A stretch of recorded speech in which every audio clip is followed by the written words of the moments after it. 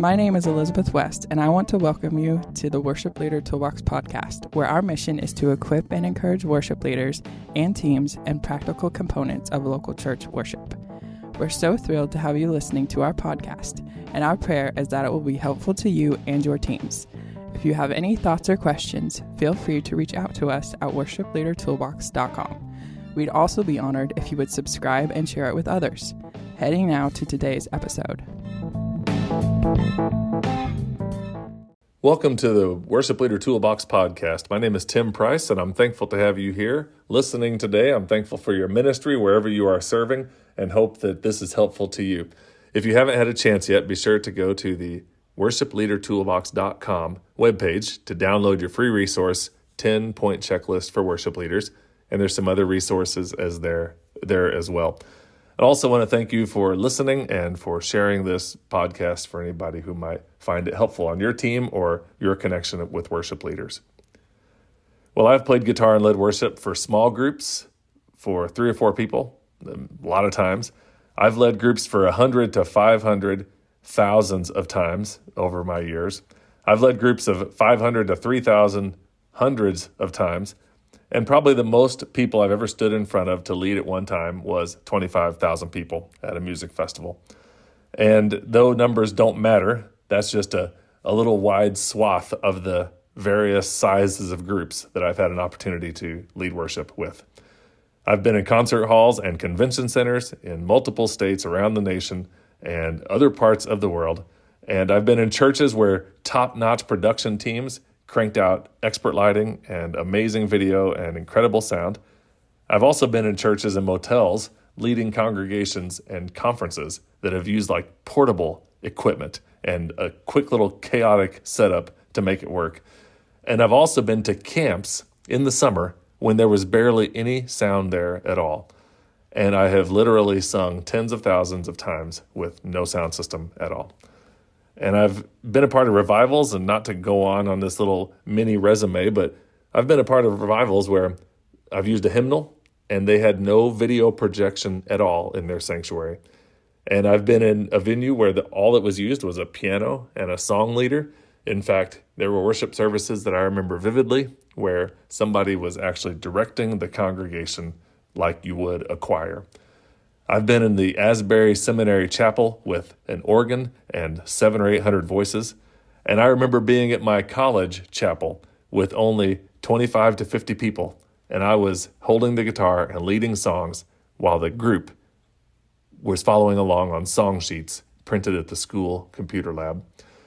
And in all those situations, here's one thing that I know for sure. Worship is not about how new a song is, how nice and decked out a worship space is, or what instruments are playing, or how many people are there. Those things can have a place, and they can leave an inspirational and distinguishing mark that helps create a moment for people to grow in their faith and worship Jesus. And on a side note, I'll always believe in big events. They'll always have a place in the church and have an impact in the lives of people. But all those individual components are not necessarily foundational to worship. So what is foundational to worship? Well, this list of 6 things isn't an end-all list, but it's just some thoughts as I was writing a blog post today. So here's number 1. It's focused. Worship in a congregational setting is focused. True worship is focused on giving praise to the triune God. It's about turning our eyes toward Jesus. It's more about giving than it is about receiving. It's done with a focus on worshiping Him in spirit and in truth. And in that worship service as a congregation, it's focused on the Word, on God's presence, and our understanding that we are created to worship God. And the idea of giving more than receiving. One time I heard somebody say that it's in mission that we receive from God, and it's in worship that we give to God. And that most people have that backwards. When we focus on God, then we have this opportunity to worship. And this happens individually on numerous occasions, in numerous settings, but for the congregation, for their congregation to be a healthy, worshiping congregation, it has to be focused on God. Number 2, it's celebrative. Though there are times and spaces for lament in the life of a congregation, worship should always have a tone of celebration. We should celebrate God's goodness, and even in tough times, know that God is good. On a really regular basis, we should celebrate the good news and God's grace through testimonies, laughter and joy, the Lord's Supper, and music, and all kinds of other ways that we can know that we have this faith that goes deep, that outshines and outweighs the temporal struggles and the unhappiness that comes from just living life in a fallen world. Worship has to be a place that we can meet with the Lord and celebrate. Number 3 in this foundational list for congregational worship, it has to be practical. Of course, there's this idea that worship transcends and takes us to a different place in terms of experiencing the eternal things of God. But worship shouldn't be so theoretical that it's over our heads. As leaders of the congregation, we should pray simple and understandable prayers so that people can agree without having to think really hard about what you're saying. We should also lead singable songs, praying and singing and proclaiming the good news in a way that will allow people to understand it. It's practical because we were created for worship, and it really does come naturally to each person. And so we shouldn't complicate it. It should be fairly simple to say, Jesus has given us this new life, and we are so thankful. We're going to just worship him. Number 4, worship for the congregation. The foundational aspect is that it's genuine. Worship is an outpouring of gratefulness on our part. If it's going to be authentic, we have to know that Jesus is truly our worship leader, teaching us, inspiring us, and leading us in true worship. We must also know that we try to insert other components that aren't focused on Jesus, that the vitality of the congregation is going to wane. Another aspect to this genuine thing is that we need to utilize the gifts of the people who are in our church. I've been in some tremendous worship services at various churches where the music style was basically determined by who was available.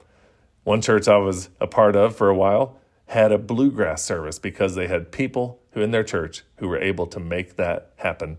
And because of that style of music, and because it was genuine, lifting up the name of the Lord, people are able to worship God and give God praise.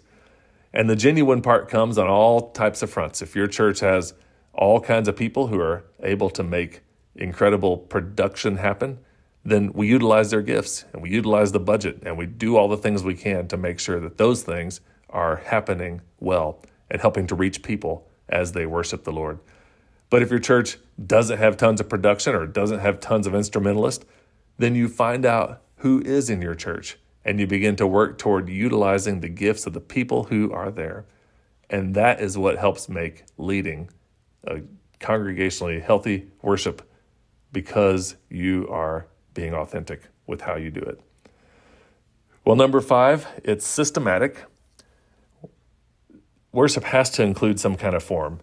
And systematic may be too rigid of a word, but there is a process or a connection that we have to set aside in order for congregational worship to happen. It includes some planning on our lives and in our lives. It also includes some calendaring and some discipline. If the Christian church only shows up when they feel like it or when nothing else is happening, we miss the natural, life-changing rhythms of coming together for regular worship. And that's why the program, even though we don't want to focus on the program of meeting together at a certain time with a certain kind of flow and a certain way of accomplishing the act of worship together helps us to stay in that discipline. So it's foundational to group worship. If you have yourself or you and a family member or you and a couple friends, there's a lot more fluidity there. You can take some time to say, we're not going to do it today, we're going to do it tomorrow. Or we're not going to start now, we're going to start later. Or we're not going to just only go for 50 minutes or 60 minutes or 75 minutes. We're going to have a whole evening together of this. When you include more people, the whole church together, there has to be a systematic component that's foundational for healthy congregational worship. And then the last one is that worship doesn't stop at the end of our lives. It's eternal. It's one of the few things that will continue on. We will be able to worship for eternity, and very few things on earth carry this kind of weight. Well, I think it's awesome to think about worship in these ways. And here's part of the reason. If you look at these 6 things: focused, celebrative, practical, genuine, systematic, and eternal. And I hope that this will inspire you as a worship leader to stay grounded in the few basic components. We definitely should work hard, plan well, find good songs, rehearse and prepare, be good with our musical gifts, and continue to grow. And all those things that we learn about in this podcast and on this blog and many other podcasts about worship ministry. But then after all those things, we should trust that God is at work through our church and through us, and that God is growing hearts of the worshiping congregation. No matter the style or the size or the situation of your church, you can implement these foundational things into your worship service. Well, I want to thank you for listening, and thank you for joining me on the Worship Leader Toolbox podcast.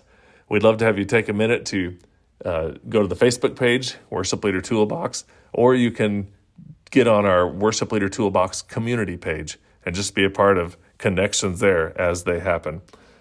I also just want to encourage your church, if you are in our region here in the Midwest, Southern Illinois region, we are looking forward to a gathering of ministry leaders on September 17th, 2022. If you're listening to this podcast some other date, then you can skip past this. But if you're listening to it now, we would love to have you check out this Worship Ministry Leader Conference, which will include ministry staff, volunteers, pastors, worship leaders, student ministry leaders, children's ministry leaders, all gathered together, attending separate focus tracks as far as the breakouts go, but being together in learning more and growing more in ministry in our churches. You can find out more at harvestministryteams.com/ministry leadership conference. We'll also try to put a note on the Worship Leader Toolbox page as well. But we'd love to have you, and if there's any way that we could be helpful otherwise, please reach out to us. Thanks again. Blessings.